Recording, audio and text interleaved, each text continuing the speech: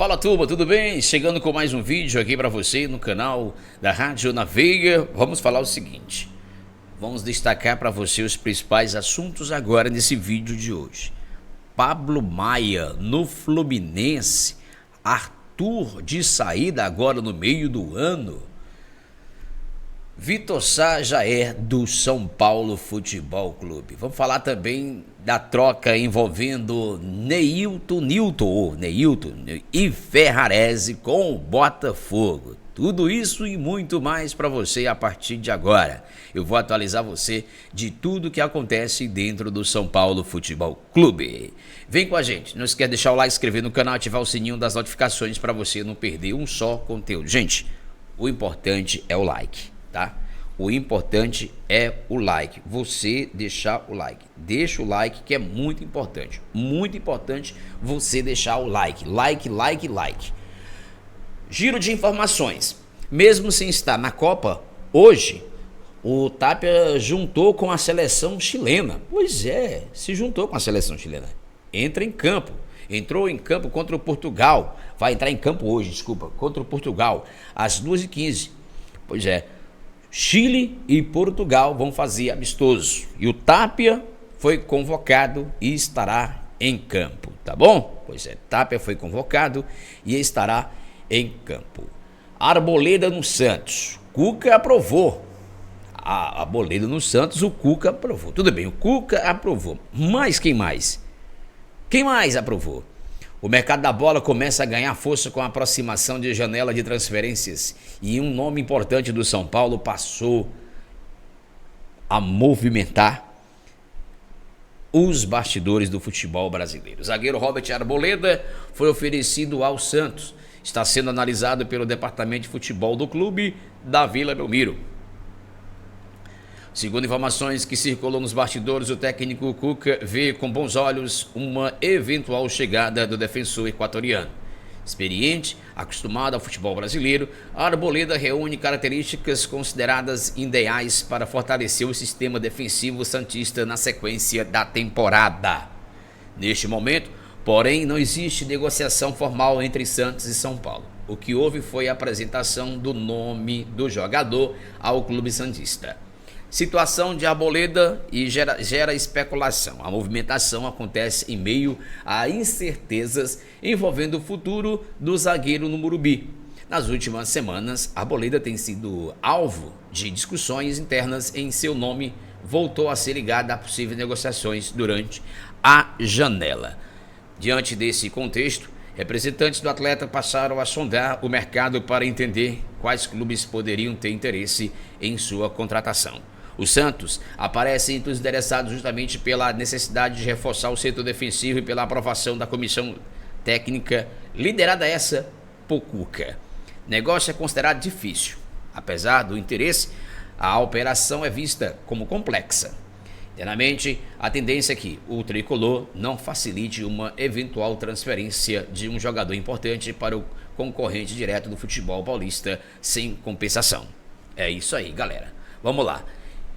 Desde sua chegada ao São Paulo em 2017, o equatoriano se consolidou como um dos principais zagueiros da equipe, acumulando títulos, convocações para a seleção do Equador e identificação com parte da torcida. Agora em baixa, ele pode até ser liberado, mas o clube quer algo em troca. São Paulo busca reformular o seu elenco. Ao mesmo tempo em que monitora a situação de Arboleda, São Paulo segue ativo no mercado.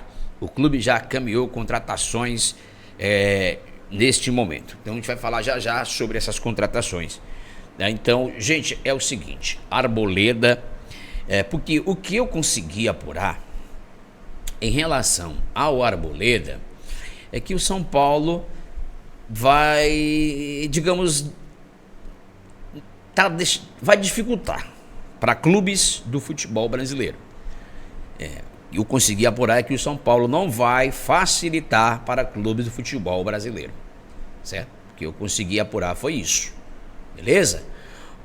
Igor Felisberto tem evoluído no São Paulo, na seleção sub-20 e também tem chamado a atenção de outros times. A expectativa de seu entorno é de uma consolidação no segundo semestre para conseguir ter ainda mais rodagem no profissional. Eu creio que o Dorival deve optar, porque se aparecer um negócio aí pro Cédric, eles vão vender o Cédric, não tem para onde correr, porque o Dorival não é um jogador que interessa ao Dorival, tá? O Cédric Soares, apesar de ter contrato até 2027, mas é um jogador que não interessa, não é um jogador que está nas pretensões de continuar nesse segundo semestre com o Dorival Júnior, certo? Então, onde o Igor Felisberto pode, né, ter mais oportunidade. Então, vamos lá, seria quem em sequência, né? Já que o Mike vai ser negociado. São Paulo também não deve reintegrar o Mike, né? Tendência é que São Paulo coloque o Mike aí no mercado, né? No mercado de negócios. Lucas Ramon, Moreira e Igor Felisberto seriam os 3 laterais ali para o Dorival Júnior trabalhar nesse segundo semestre. Do lado esquerdo, ele pode trabalhar com o Wendel, que é a primeira opção do Dorival, o Enzo e o Nicolas também. Então, esse lado esquerdo e direito estaria resolvido, ou vai estar resolvido, porque talvez, a pretensão do Dorival seja essa, né? A pretensão do Dorival seja essa, tá? Vamos lá. Eu queria que você deixasse no comentário aí, ó, o que você achou aí das minhas, né, assim, de pretensões, né, do lado direito e lado esquerdo. Eu sei que vocês vão comentar, mas o Wendel é o cara da confiança do Dorival. O Wendel é o titular. Nesse segundo semestre agora, o Wendel será o titular. E o Enzo Dias e o Nicolas são as opções. Serão umas opções. O Nicolas está lá no futebol, ou no sub-20, jogou ontem, inclusive, né? Mas é uma das opções para lateral esquerda no time profissional, né? É das opções para lateral esquerda no time profissional. E é isso que eu estou falando aqui para vocês, tá? Vamos lá, continuando aqui com o nosso giro de informações. Vamos falar aqui. O Fluminense demonstrou interesse no Pablo Maia. O pedido do Zubeldia, o jogador que se recuperou, sofreu uma pacada ali na face, né? Teve que fazer uma cirurgia ali do lado do nariz e foi trabalhando ali na questão física, na recuperação. Depois que o Dorival chegou, ele começou, né, a trabalhar mais forte, e o Dorival gosta muito do Pablo Maia. Tanto é que quando o Dorival estava na seleção, levou o Pablo Maia para a seleção. E se tornou, claro, o São Paulo não tem primeiro volante, só tem um Pablo Maia. De primeiro volante só tem aquele primeiro volante mesmo, marcador, raiz. O Pablo Maia é esse, né? O Pablo Maia é esse jogador. E o Dorival colocou para jogar. E deu confiança. Ou seja, o Pablo Maia começa a ganhar confiança. E apareceu agora essa sondagem ali, ou seja, o Zubeldia também gosta, né, do Pablo Maia, começa a dar ali, um ar, ou talvez uma chance, que eles podem dizer criada, de oportunidade, e começa a aparecer as movimentações. Então, só foi apenas uma sondagem, né, do Fluminense pelo Pablo Maia. E o São Paulo não tem interesse algum de fazer negócio, reforçar um rival, um adversário, né, no Campeonato Brasileiro, direto. O São Paulo vai fazer isso. E o Dorival, obviamente, que não vai aceitar liberar o jogador. E o São Paulo disse que só liberaria se fosse para um valor muito acima daquilo que imagine, né? Para um rival assim. Foi isso que diz o São Paulo. O Newton continua sendo prioridade. A gente vai falar já sobre isso, tá? O Newton continua sendo prioridade e a gente vai falar já sobre isso. Pedir só para você deixar o like, se inscrever no canal, galera, né? Ativar o sininho das notificações, O like é muito importante, repito, para que vocês, né, vocês possam, vocês colocando like aí, deixando like, vocês vão colaborar demais, está ajudando demais, e a plataforma vai reconhecer que o nosso vídeo é relevante e vai recomendar para várias pessoas. Destrinchando um pouquinho sobre essa troca possível entre Newton e Ferrarese, o São Paulo ainda sugeriu a troca de Ferrarese por Newton em definitivo com o Botafogo, mas ainda não foi colocada oficialmente na mesa. O tricolor aguardava que o staff do jogador conseguisse uma liberação, mas o clube carioca está irredutível e quer grana. Botafogo precisa de grana, está devendo muito. O tricolor aguarda que o staff do jogador conseguisse uma liberação, mas o clube carioca está irredutível. Com isso, Rui Costa sugeriu a sessão em definitivo para saber a temperatura de um aceite e que está também no aguardo.